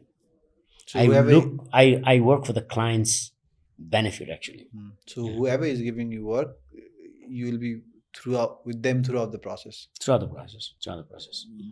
A lot of our audience who are watching us they come from diaspora. I mean, like almost 40% of our audiences are abroad, mostly from Really? Yeah, mostly That's very encouraging. Nepali people Yeah. based in US, Australia, mostly from developed economy. And I think now there has been a trend where a lot of diaspora people want to come back, start a business, invest here, maybe start doing angel investing, a lot of some sort of things where they have a reason to come back to Nepal more often. So as somebody who has done it, been there, done that, uh, have your own takeaways, and now we are at a point of time where a lot of, I think it is also because of the recent policy changes that we had about how like companies here in Nepal can invest outside. There was a data of almost $500 million was coming in IT outsourcing, and I think that really give these Nepalese diaspora people a confidence that if this amount of money is being transacted for the IT services, maybe we can also outsource a lot of IT work back home, right? So what I'm trying to ask you is, if there are people who wanna do something similar, come back, invest, build a team, what do you think they should keep in mind so that they succeed from the day one? Transparency. Okay. Define Yeah. transparency. Transparency is the key, on both sides. Transparency is the key because when you are transparent, 50 of the problems are solved. And the other 50% is communication. You need to have very good communication between the parties. The communication brings trust. Transparency builds the trust, right? So key takeaway is that if somebody who has never done business before from Nepali diaspora want to explore, I would say get to know the founders personally. The Nepali founders. You'd start with. I started with knowing them. I started with knowing one guy, gave them business. No, I mean, like what you're saying is start with founders or start with entrepreneurs. Don't end up. Yeah, you don't look. You don't have to go through that hard work of building the company yourself, especially in IT services. IT services is something that you don't need an office. Especially if you're based outside. Back then, I needed an office because I was giving training and all that. I needed computers, I needed servers, I needed internet, I needed AC, all that. So I had to build an office. And on the hindsight, I think about it. I say I would have just done a remote training or whatever. But that was back then. The story was different. But now, if you want to work with Nepali founders, Nepali entrepreneurs, especially in IT services, building software or whatever, right? Training, back office, BPO. I think the thing is that you need to, and you can start off with zero investment, right? When you work with somebody, you don't have to invest money. You have to invest your time to get to know them, and that's what I'm saying. You get to know them first, right? You don't start off with just somebody based on somebody advertise, oh, we do this, this, and that, and then you trust, and then the trust that will be one way. So why I said the transparency is important is that you need to transparently see through both of your processes. So that was my winning formula. How I managed to work with other entities, other businesses, other founders, that I made it very clear from the day one. If I charge $100 to my client, you would know because you are copied in every quotation. I send quotation to the client, but you are CC'd. My clients also know that I'm not building the software myself. I'm working with tried and trusted vendors in Nepal. Today are my partners. And we are one. I don't position as, oh, I'm a different company and they're a different company. I position as my vendor company, right? We are one. And then, but I'm in Singapore, I'm based in Singapore, so that clients have that trust that, oh, this guy is here, so I can fully trust him. He won't run away. So the trust is built that way. And then I'm at every milestone, I'm there testing their software, making sure it meets the requirements, exceeds the requirement. And on this side, our vendor know that if I charge $100, it's $100. It's not $200. I'm not charging $200 and paying them $100 or $50. So what happens is that if our software developer, our vendor know that it is $100 project, they will put $100 effort. If I keep $100, if I charge $100 and pay them $20, they will put $20 effort. And that's where the differences will be, right? Then the client would be asking, hey, I paid you $100, what happened? This is not the quality I was looking for, this is not what I was looking for. So there will be difference. And why do that? You have to be transparent and then work transparently. So everybody benefits. I'm happy, my vendor is happy, my client's happy. And maybe the vendors are more willing to do the work through you because most probably Yeah, they have no sales cost. They have no, in some cases, some of them don't even have access to Singapore market, right? No, for Yeah. your clients based in Singapore. Oh yeah, I mean, like it would make more sense because even if something goes wrong, the legal system of Singapore protects them in so many ways, right? Absolutely. That, and also they get somebody very experienced project manager on their side. Otherwise, they would have to hire another technical project manager, which they have to spend more money hiring them for a project. Sometimes it's not even possible, right? So I fill in the gap where my clients' requirements are very well understood. It's very well transferred to my Nepali team, testing based on our client's expectation and delivering and continue from there. Then the cycle continues. So I'm, in a way, a bond, a gel. I gel between the client and the local vendors. Though you're based in Singapore, I think you travel a lot. A couple of weeks back, you were in UK. So I think you have built that global network around the world. So what I'm trying to ask you is, what do you think is the latest perception of Nepal from outside? How is Nepal being seen? How is Nepal being perceived? And I think you are such a right person because being somebody in tech, working in tourism, trying to build a global event ecosystem in Nepal, what is the current perception Nepal has from when you look from outside? I think it's a mixed bag. I don't think Nepal has a very clear cut perception, because you see, like I said, it all boils down to branding, right? Nepal hasn't branded well ourselves. So depending on which market or which particular vertical, I'm sure there are some verticals who have very excellently marketed themselves or their company or their product in a niche market somewhere, and they love to work with them. There are so many examples of XYZ, American company or Israeli company, whatever, working with one particular company in this country. So that's not the country image. That's a particular two entities image. They didn't come because thinking that Nepal is another small, very capable Silicon Valley. The businesses didn't come that way. The business came because individuals like us who made the effort to let them know what we can produce, what we can deliver, and companies started working. The day hasn't come yet where people would flock to this country to look for IT services, businesses, whatever. Now it's still very individual. But So it's not that how it works because generally people work with people. yeah, It's the people at the end of the day. What is Nepal without Nepalese that's what I'm saying. So you asked for countries, perception, right? So like I said, Nepal, it's a mixed bag. So in certain segments, I think they perceive Nepal as amazing, really good, and in some they don't even know what Nepal can produce, what Nepal can offer them. So there's a Are we there's a having an identity crisis right now as a Nepal as a country?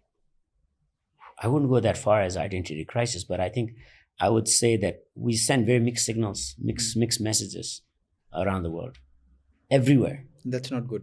That's not good. That's not good. Mm. Yeah. Yeah. But having said that, that's where the opportunity lies. That's where individual companies can thrive, where they are very consistent in their delivery. They have gained trust of the client and they continue to bring business and build. So imagine tomorrow in the ecosystem, there are more and more companies, IT companies, which start to build a lot of good uh, relationship with the foreign companies. What happens? The image somehow will Changes. start to change, and that's going to take time. But it could either way. It could go either way. It could also go negative way. If we start to not deliver on time, if we start to deliver mediocre product, uh, companies can also start to say that, oh yeah, Nepal, man, we thought some other countries in the South Asia region was bad, and we shifted our business to Nepal, and they are equally bad. That can happen because when you don't have transparency, that's what happens. That's what happens. The example I gave you was, if XYZ company here charges $100 to the client, and then they become very greedy, and then they put most of it, and then they just find some, just mediocre, individuals or other companies, and let them develop and try to deliver that kind of solution. What happens? The image just goes down overnight. So it's a very concerted effort. It's to have a good image, to build a good image, it takes a long time. But to ruin it just takes a couple of examples. So, but at the moment, I feel that we are sending very mixed messages, mixed signals. That's because we are not cohesive in this country. The industries are not cohesive. We don't have a center of excellence. We have pockets of excellence everywhere, but we don't have a center of excellence. And if I ask you the same question, being more specific, what are the signals are we sending from a tech side and from a tourism side? From tech side, it's encouraging, very encouraging. Of late, I think several entities have combined their working initiatives. Like I know NAS IT is one. The other one is where's the other one? I think there are three. In IT only. In IT only. CNI and JAM. Yeah. So these entities have started to realize that together they are more powerful and they can bring in results. And it's visible. I can start to see that these guys are changing the landscape. Yeah. At least at the policy level. And then now internationally, I know NAS IT is trying with very specific objectives how they can grow the Nepali IT industry, how they can position around the world. They are working very hard. What about tourism or adventure tourism, let's say? Let's be more specific. Again, adventure tourism also is a pocket of excellence. There are so many companies that have done so well to market themselves, their services, right? And then when it comes to national image, the national level, policy, implementation, training, revival, preservation, all questionable. It all seems that they live day 1 to day 2. They don't have a broader. They have a plan. I mean, the plan can be, like I say, in Nepal, the plan doesn't work. It's at the micro level and the macro level is the same thing, right? So the plan is there, but there's not a very good processes to or resolve to see through those plans. They just get distracted or disturbed or whatever. So what that's do you do the about statement. it? How do you go from pocket of excellence to a center of excellence? Policies, government intervention. Policy is one. Policy plays a huge role because through policies you channelize, every other effort. Because if there's no policy in the first place, you can't really encourage entrepreneurs. But policies should be entrepreneurship friendly, business friendly. Policies shouldn't be blanket policy where you overly restrict the industries, private industries growth. Policy is definitely one. Policy is the key. But then the implementation is the another side of coin. Policy and implementation, they should be always परिपूरक भन्छ नि त्यो हुनु पर्यो नि त्यस्तो हुन्छ जस्तो लाग्छ है आई डोन्ट नो 100%. अनि अरू बाँकी कुरा त I think private sectors individual entrepreneurs always take it forward. always bring in result. Those who don't survive, those who don't bring in result, they will disappear. Mm. Like I disappeared from so many verticals. होइन, त्यो त भइहाल्छ नि.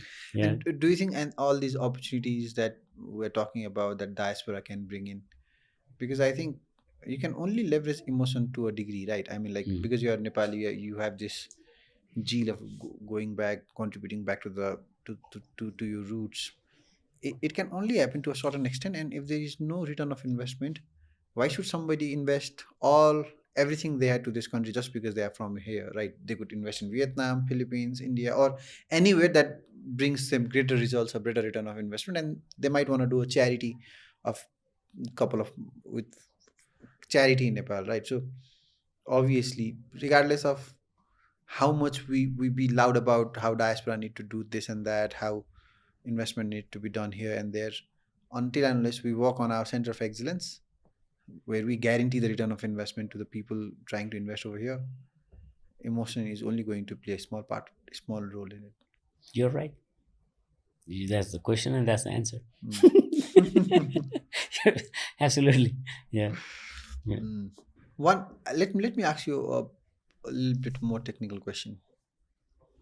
Why do you think the implementation of large scale enterprise softwares like SAP has been pretty successful in Nepal? Because I hear news of how these bigger American companies were not able to like crack this market, like Nepalese market, and we see really a bigger companies struggling hard to implement these expensive softwares. Okay. Mm, there's just not one factor. There are multitude of factors here. Why a large scale proven enterprise resource planning software or solutions like SAP didn't take off or didn't get materialized in this country? Uh, the answer is not easy, but I can point you towards the key challenges and things as they are. Mm. First of all, um, the software license itself is very expensive.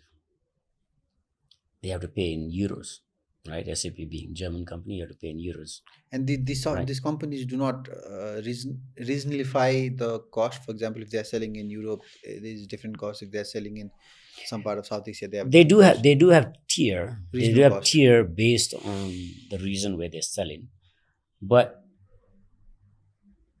tier pricing comes in because of the Demand. reasons, yeah, demand or capacity to pay, right? So that's what I'm saying. So first of all, the software itself, license itself is very expensive, and it's a perpetual license. You have to pay every year, whether you use it or not. They call it maintenance, perpetual maintenance. You have to pay. Another thing is very expensive to implement because the SAP implementers or partners don't come in easy. Um, Yeah, and partners as in consultant who help consultants, companies, yeah, people like consultants, you. yeah, people like me past, not anymore. uh, and uh, and the other thing is that again, it's a chicken and egg, right? So are there a good implementer in this country? No. Are there a good consultant in this country? No. They have to, again, if some enterprise want to implement SAP here, they have to bring in from overseas, and nearest is India and Turkey and you name it. I mean, Singapore, Malaysia, Thailand, wherever, right? And so when you bring in that much of a foreign thing in this country, you can answer that question yourself. मैले अघि नै सुरुमा भनेको थिएँ नि, when you bring in something so foreign and try to implement as it is in this country, it does not work because there are so many things the developed countries treat it as a best of business practices or the best business practices, and they've benefited from implementing these best business practices. We don't necessarily agree with those because our processes differs. I give you an example of, let's say, transparency, right? How many businesses in Nepal do you think has 100% transparent with their books? Mm. I don't have to answer that. It's an open question. So when you don't want to be 100% transparent, you don't need that software, or you don't want that software, because the day you implement that software, it has to be 100% transparent.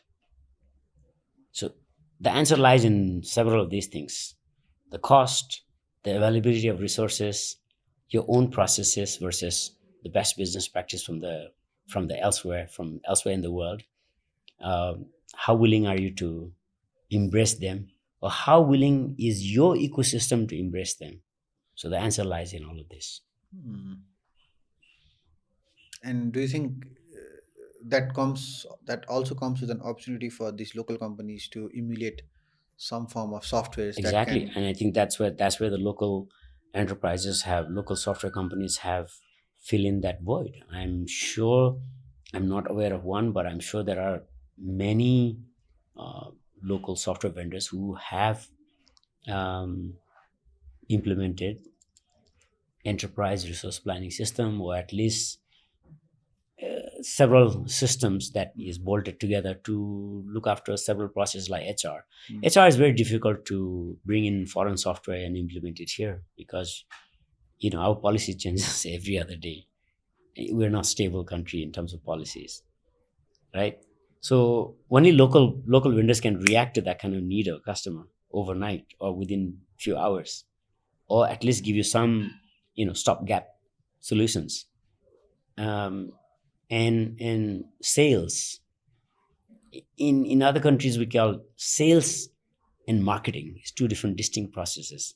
In our country it's a sales and marketing Hmm. lumped it together, sales and Hmm. marketing. And a lot of Right, time marketing does right. not The exist. accounting don't even go there. Accounting is a very different and convoluted process here. Hmm. So only local, although I think there are a lot of transparency coming in accounting system, because our IRA के भन्छ नेपालका NR internal revenue, no? Hmm. Internal revenue is, if there's one department in this country that is so savvy in terms of IT computers, that's the internal revenue department. Hmm. They're on. They are very good. So at least they're very good in you know uh, enforcing certain requirements on businesses, and they do that. So to answer your question, is there a gap in the market and that's opportunity? Yes, that's definitely opportunity. um, It's how. and there's even opportunity for open source ERP Hmm. solutions and making something that is unique or uniquely fit to our environment. And I think vendors have done that. I know several vendors who have provided ERP solutions to businesses here. What next for Sunil? Like, for example, let's say I'm very hopeful, the kind of a hardworking person you are. In by fifth season, Pokhara Enduro is going to be very profitable. Hope so. That's wood. No So, woods so around. you Glass there's a only. wood. Yeah, there's wood. Okay. Yeah. So if because right now you are funding this from the revenue you are making in tech, Right. and you're so deeply involved as an individually with your clients. So Yeah. if this goes profitable, are you willing to cut that out and solely focus on this? Solely focus on the On this the this thing. yeah. Um. Well, the straight answer is no, Okay. because I think I found a very, very good balance in my life where I need both. Mm. Without one, I'm incomplete, Mm. because outdoor keeps me sane, indoor work gets me going financially.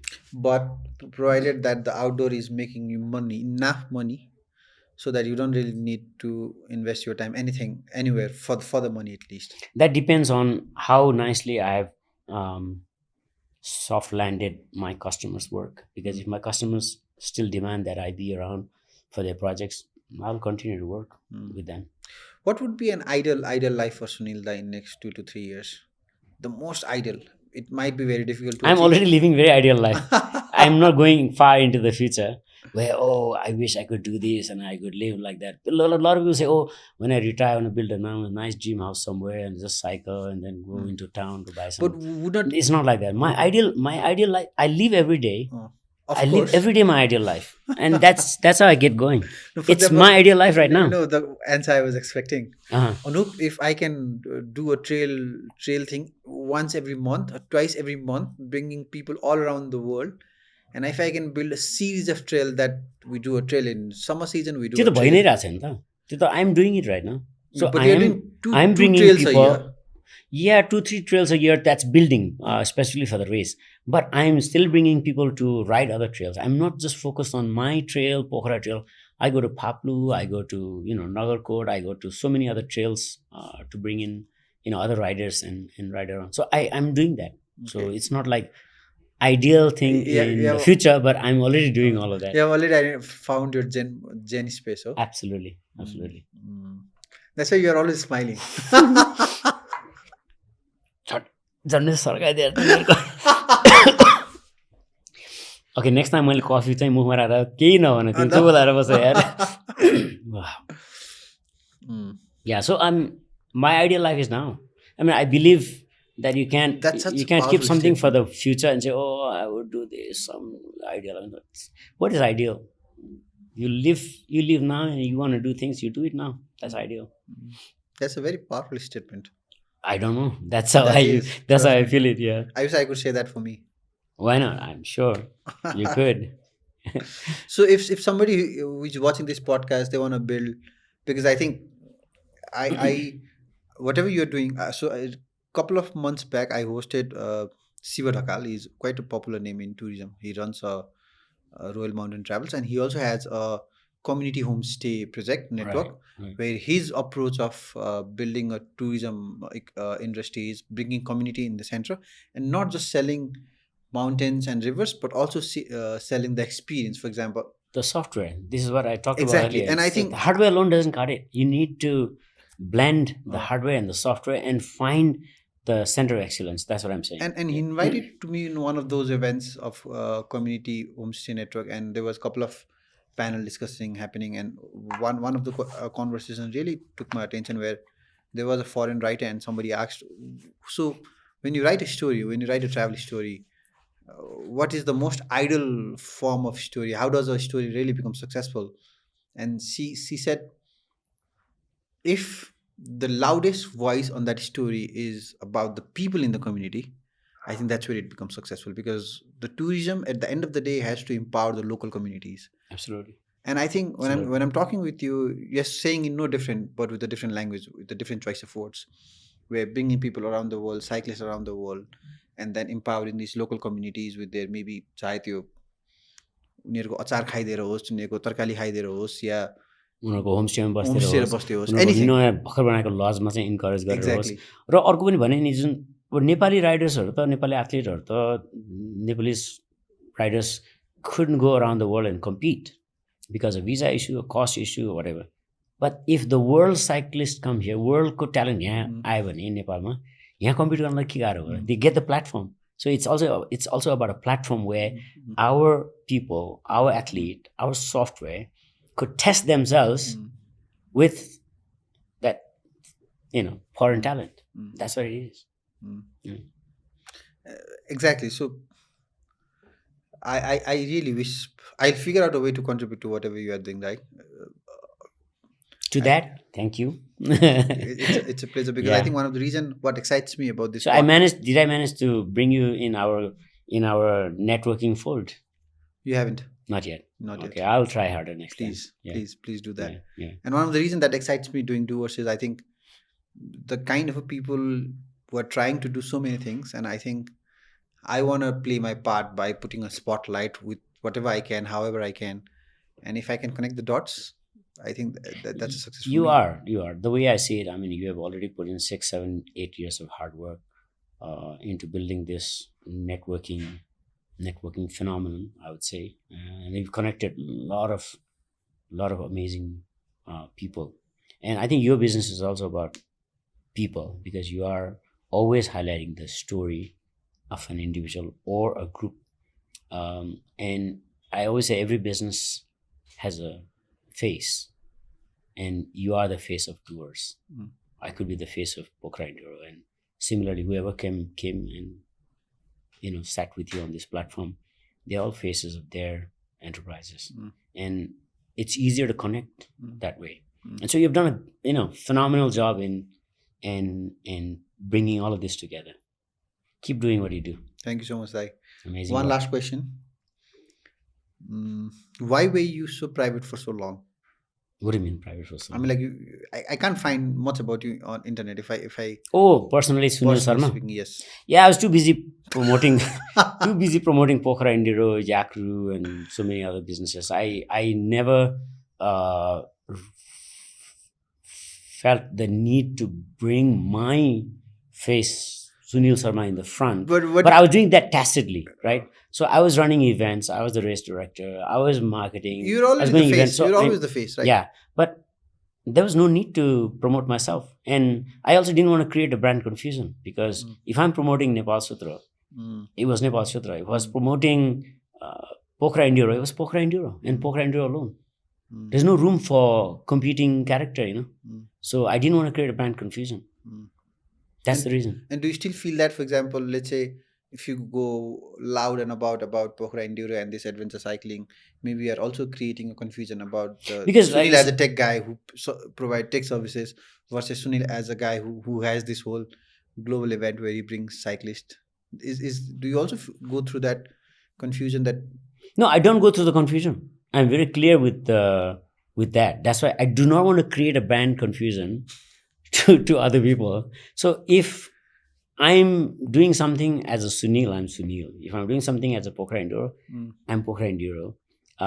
And partly because Pokhara Enduro I want Pokhara Enduro to be bigger than Sunil. Who is Sunil? Sunil is somebody who is just putting it together. But behind Pokhara Enduro, there are so many people, right? My own partners, my trail builders, my sponsors, so many of them. So it has to be Pokhara Enduro, not Sunil. so what's your suggestion to people like you who might be building two different things, Mhm. which might be very opposite Mhm. from a first degree? Yeah. At the end of the day, anything. Don't create brand confusion. Don't get. Go with one identity Mm. at a time. How? That's hard. You can Is they that a can secret sauce they that you can don't consult want to me, share? and I'll start a separate consulting agency. No, I mean that's hard, but I think it's a in my case it's a very conscious Mm, decision that I didn't want to put myself to the fore. mm. I was put myself in the background, and I brought the brands in front. But thanks to you, you brought me in front now. Maybe the Yeah. time has come. Yeah, I did my hard work. yeah. Thank Mm, you, thank you, Thank you so much, Dai. It means a thank lot. you. I think talking to you is always fun. I mean, like even last time when we met for a seku of pork and then for kapu, our conversation lasted quite long, and it's a pleasure talking to you. It's always a lot of insights, Thank you. and Likewise. for everybody who is watching this, if you had a brand, reach out, Sunilda. I think we as a Nepali, we are in this nation state of this mountain cycling, and it is going big. People like him, he's giving everything he has got, and I think this could be a right time for an underdog brand to get connected and build up, and then actually be a community leader eventually when these things go wild and crazy, because this is going to go wild and crazy. Because as an entrepreneur, when I like, you don't bet on a business, you bet on the people, Yeah, and absolutely, and absolutely. you are one that passionate crazy guy who is going to make this happen with or without But anyone. don't bet on me. Work with me. 100%, Yeah. 100%. So I'm just trying to give you a shout out. So Okay. people around Nepal, if you're thinking of building a trail in your community, because I think it's at the end of the day, it's all about community. Reach out, figure out a way, because I think you need more people like you to be building trails, building different kind of these adventure sports. And yeah, I think reach out, because I think a lot of wonderful things can happen if two people meet. If the energy collide, it becomes synergy. So reach out. We'll link Sunil Dai LinkedIn handle below. And के छ दाइ जहाँ जाँदै any last ending notes? Oh, जहाँ जाँदै त्यही हो. Along your line, what I want to say is that we as in Nepalese could build really amazing mountain biking industry as a very distinct and unique industry to come and experience. Because why I'm saying this is because some of my friends who are really good mountain bikers, they're coach, they're athlete, they're race organizer themselves, and very passionate rider. They came to Nepal and rode a number of trails, Pokhara, Nagarkot, Phaplu. Phaplu has amazing trails. And he said that Phaplu trails are among the best few trails. The best few means best 3 to 5 trails. These are One not to Nepali people, right? No, they are not Foreigners. my foreign peoples. They said Paplu is way up there, somewhere very close to Canadian trails or New Zealand trails or Australia trails, and that's huge. When a compliment like that, or realization like that, comes from a foreign rider, then I go like, my God, this country really has amazing trails, amazing terrain. Not amazing trails yet. We are just in the process of building trails. I'm not alone in this process of building trails. There are so many other trail community. They focus on their particular area. Like Paplu has one. There's a big community there building trails and training Nagarkot has people. its, Nagarkot has another one. Recently, Kathmandu, in your ex-home area, they started another race there. And Insane. Nepal Guns, Sitapaila. Sitapaila, and Nepal Guns, Gai Ghat, Dharan. Everywhere there are guys who are building trails and doing this. The only thing that I'm doing differently is that I'm reaching out to the world to create a really international race. But there are a lot of guys who are doing national race, internal race. Some of them are doing international as well. But my focus is building trails, building sustainable, well-built trails. Also work with the local trail builders, and really have a international scale race, and then create a series. Okay. Once again, I think if you are watching this, we have almost 2 hours of conversation. Please, you must have taken a lot of takeaways. I have my own takeaways every time I sit with Sunil. Like, and for everybody who's watching this, I think please share this episode to one individual who you think needs this episode, because I think we have really invested a lot of our time, energy, resources to make it happen. Though it might look like two people sitting in front of camera, but behind the computer, behind the camera, there are amazing people making this happen. So if you like, share, and subscribe, I'm promising you, I'm going to work harder, more harder, to bring you more of these stories, because I think Nepal at this point of time need more doers. Nepal at this point of time need more spotlight into these doers, because I think अहिले एउटा थेगो पाएको छु कि दाइ म I've been to a couple of countries outside. Been to China, been to India, been to Thailand, Singapore. And एउटा प्रश्न चाहिँ मैले आफूलाई के सोध्न थालेँ भन्दाखेरि चाहिँ चाइना बनाएको कसले हो होइन, इन्डिया बनाएको कसले हो, सिङ्गापुर बनाएको कसले, सिङ्गापुर बनाएको कसले हो, अनि every time the answer is China बनाएको चाइनिजले हो, इन्डिया बनाएको इन्डियनले हो होइन, अनि नेपाल बनाउने कसले, नेपालले होइन, 100%. त्यही भएर हामी झन्डा बोकेर हिँडेका छौँ नेपालको झन्डा. So I think Come to Singapore on the. You asked me whether what you want to say anything. I would say people like you need to come to Singapore and go to many other countries around the world and connect with people like us. I mean, I'm fortunate because I came here and connected with you and had a chance to talk about what I'm doing. But I think there are so many people outside this country. You need to. The world needs to hear them. And Singapore has so many other amazing guys. I will try to connect you with them as well. So you're like, and I'm just imagining, okay, just for example, imagine time, a frame, a platform, anything. I don't know what that tangible thing is, but imagine a tangible thing that actually help people in Nepal connect with Nepali people all around the world, get connected, get mentorship, get funding, whatever they need, and then we build this country not in silos but together. That's an amazing vision. I mean, I don't think that's impossible. That's just. I think you have laid the foundation towards that. If somehow I feel that, because you have now the reach. I mean, you have understood people very closely, all the entrepreneurs and big successful entrepreneurs. All you need, all they need now is understand each other and each other's strength and collaborate. But somehow right now, so I'm at this phase in my life where I feel that creating content is not just enough. Now I just have to figure it out. What is the next step that I could do? Because I think for a long time we have been telling get inspired, become a doer, and now that I've realized maybe for people to become a doer, inspiration is just not enough. What is the next step? So I'm on a process of figuring that out, and this has to be more than just a studio setting. This has to be more than just a podcast, because I think the idea is to not create an episode of podcast. The idea is to create more doers. And so hopefully I'll figure it out. Hopefully I have some ideas in mind and we're working on it. Hopefully in a couple of months we'll be able to share out to the people and then create a more happening community. Once again, it's a pleasure having you.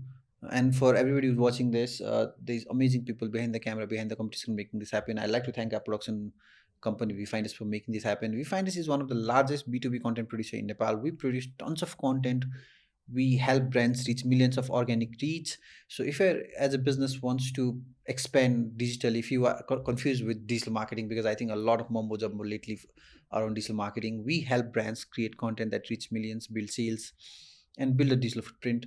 uh, as I already mentioned, we are one of the largest content B2B content producer. Please reach out to us. The link is down below, and we would love to sit, talk, have some coffee together, and figure out a way to help you scale your business. We'll be back again with another amazing conversation on another amazing guest. Till then, you guys take care.